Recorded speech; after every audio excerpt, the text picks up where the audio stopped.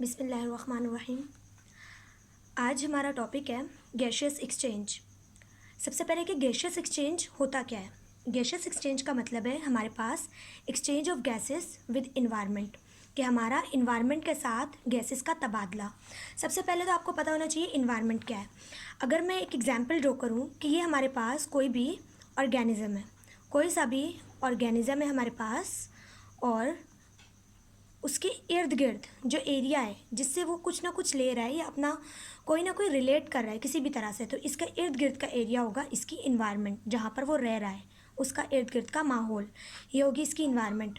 अब कोई भी ऑर्गेनिज्म कैसे अपनी इन्वायरमेंट के साथ गैसेस एक्सचेंज करता है कि ये इन्वायरमेंट से कुछ गैसेस लेगा और कुछ गैसेस जो है वो इन्वायरमेंट को देगा। इसके बाद दो चीज़ें यूज़ हुई हैं कि हमारे पास aquatic with water and terrestrial with air. हमारे पास क्या होता है कि जो इक्वेटिक होते हैं, सबसे पहले कि इक्वेटिक एनिमल्स क्या होते हैं। इक्वेटिक तमाम वो एनिमल्स या तमाम वो जानदार जो हमारे पास वाटर में रहें, लीव इन वाटर, जो पानी में रहते हो, वो फ्रेश वाटर भी हो सकता है, वो मरीन वाटर भी हो सकता है। तो इक्वेटिक एनिमल्स वो हैं जो पानी में रहें, तो वो अपनी इन्वायरमेंट, उसकी जो इन्वायरमेंट होगी वो हमारे पास क्या होगी, वाटर होगी। तो वो सारी की सारी गैसेस वाटर के साथ एक्सचेंज करेंगे और सारी की सारी जो गैसेस उन्हें नीड होगी वो वाटर में से ही लेंगे, जैसे कि हमारे पास फिशेज़ वगैरह। इसी तरह गैशियस एक्सचेंज में गैसेस का तबादला। अब हम लोग यहाँ डिस्कस करेंगे गैशियस एक्सचेंज इन प्लांट्स, के प्लांट्स में गैसेस का तबादला कैसे होता है। तो गैशियस एक्सचेंज के दो प्रोसेसेस हैं, एक तो होती है फोटोसिंथेसिस, एक होती है रिस्पायरेशन। फोटोसिंथेसिस और रिस्पायरेशन का मैं वर्बली बता देती हूँ कि हमारे पास दो प्रोसेसेस जो हैं। फोटोसिंथेसिस सिर्फ और सिर्फ एनिमल्स में वो प्लांट्स में होती है, फोटोसिंथेसिस सिर्फ और सिर्फ प्लांट्स में हो रही होती है, जबकि रिस्पायरेशन एनिमल्स और प्लांट्स दोनों में हो रही होती है। ये तो मेन डिफरेंस है। सबसे पहले फोटोसिंथेसिस क्या है। तो फोटोसिंथेसिस हमारे पास वो अमल है जिससे प्लांट अपनी फूड को प्रिपेयर करता है, प्रिपेयर फूड, प्लांट अपनी फूड प्रिपेयर करता है। असल में होता क्या है कि हमारे पास जो प्लांट्स का ग्रीन पार्ट है, लाइक हम कह लेते हैं लीव है, लीव्स के अंदर हमारे पास कुछ स्पॉट्स ऐसे होते हैं जिन्हें हम कहते हैं, कुछ छोटे छोटे सुराख लाइक स्ट्रक्चर्स होते हैं जिन्हें हम कहते हैं स्टोमेटा। स्टोमेटा का स्ट्रक्चर कुछ इस तरह से होता है कि उसके अंदर दो सेल्स होते हैं जिन्हें हम कहते हैं गार्ड सेल, और गार्ड सेल के अंदर कुछ हरा सा पिगमेंट होता है जिसे कहते हैं क्लोरोफिल। असल में क्या होता है कि जो पौधा होता है वो स्टोमेटा के ज़रिए हवा से कार्बन डाइऑक्साइड ले लेता है और सूरज की रोशनी कैप्चर करता है क्लोरोफिल के ज़रिए, और ज़मीन से रूट्स के ज़रिए से ले लेता है वो वाटर। तो हमारे पास ये तीनों चीज़ें, कार्बन डाइऑक्साइड, वाटर और क्लोरोफिल की मौजूदगी में जो सनलाइट आती है वो मिलकर बना देती है ग्लूकोज। ऐसा प्रोसेस जिसके अंदर फोटोसिंथेसिस का मतलब है एक ऐसा प्रोसेस जिसमें प्लांट अपनी फूड बना रहा होता है। कैसे? Sunlight, carbon dioxide and water को यूज़ करके। तो इस प्रोसेस को कहते हैं फोटोसिंथेसिस। तो इसमें आपको ये बात पता चल गई। रिस्पायरेशन हमारे पास क्या है, एक ऐसा प्रोसेस जिससे ग्लूकोज जो है वो क्या हो, टूटे और हमें बदले में दे एनर्जी, और इसके साथ निकलती है कार्बन डाइऑक्साइड और वाटर। हमारे पास फोटोसिंथेसिस का मुकम्मल जो उलट या हम कह सकते हैं रिवर्स प्रोसेस जो है, या मुकम्मल जो उसका उल्टा प्रोसेस जो है वो है रिस्पायरेशन।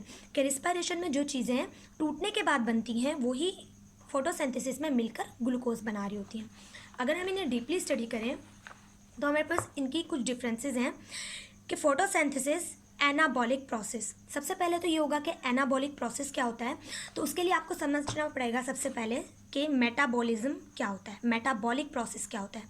देखो, आपकी बॉडी में कोई भी रिएक्शन, किसी भी तरह का रिएक्शन कहलाता है मेटाबॉलिक रिएक्शन, जिसे हम कहते हैं मेटाबॉलिज्म। कि हमारी बॉडी में कोई भी चीज़ बन रही है या टूट रही है तो उसे हम कहेंगे मेटाबॉलिज्म हो रहा है। मेटाबॉलिज्म के अंदर दो चीज़ें आती हैं, एक होता है एनाबॉलिज्म और एक होता है कैटाबॉलिज्म,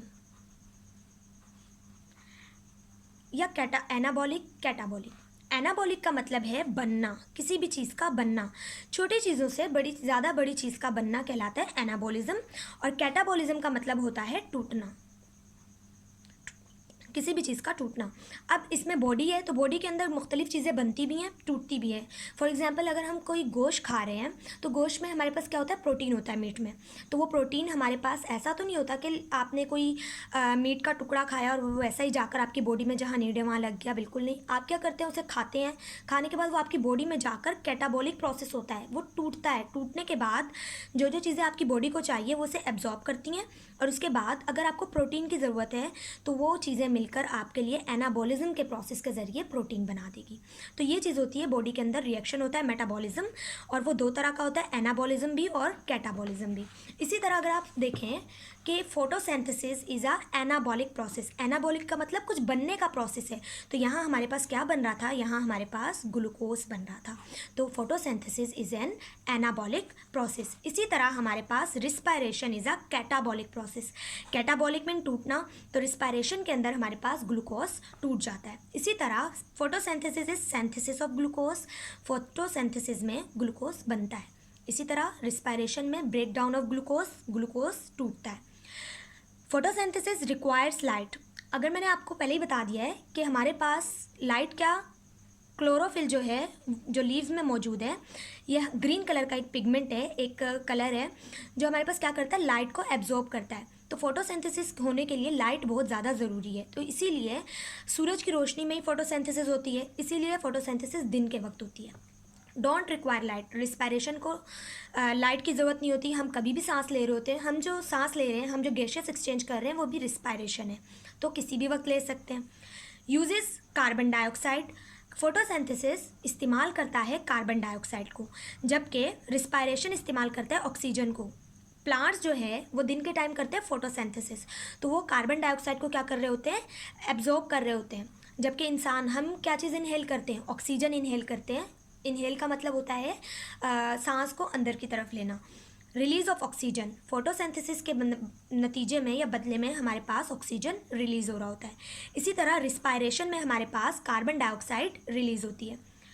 फोटोसिंथेसिस हमेशा दिन के वक्त होती है, क्योंकि दिन के वक्त ही सूरज की रोशनी होगी, जबकि ड्यूरिंग एनी टाइम, हर वक्त हो रही होती है, all the time, during all time. Respiration हर वक्त हो रही होती है। इसी तरह क्लोरोफिल रिक्वायर्स, फोटोसिंथेसिस में क्लोरोफिल की ज़रूरत होती है, जबकि रिस्पायरेशन में क्लोरोफिल की ज़रूरत नहीं होती। यहाँ ड्यूरिंग नाइट टाइम हम इसलिए भी कह सकते हैं कि रिस्पायरेशन रात के वक्त बहुत ज़्यादा हो जाती है प्लांट्स में, लेकिन respiration all the time continue रहती है। अगर इस लेक्चर में आपको कोई भी क्यूरी या कोई भी क्वेश्चन है, आप कमेंट में पूछ सकते हैं, या फिर आप टेक्स्ट के ज़रिए भी पूछ सकते हैं।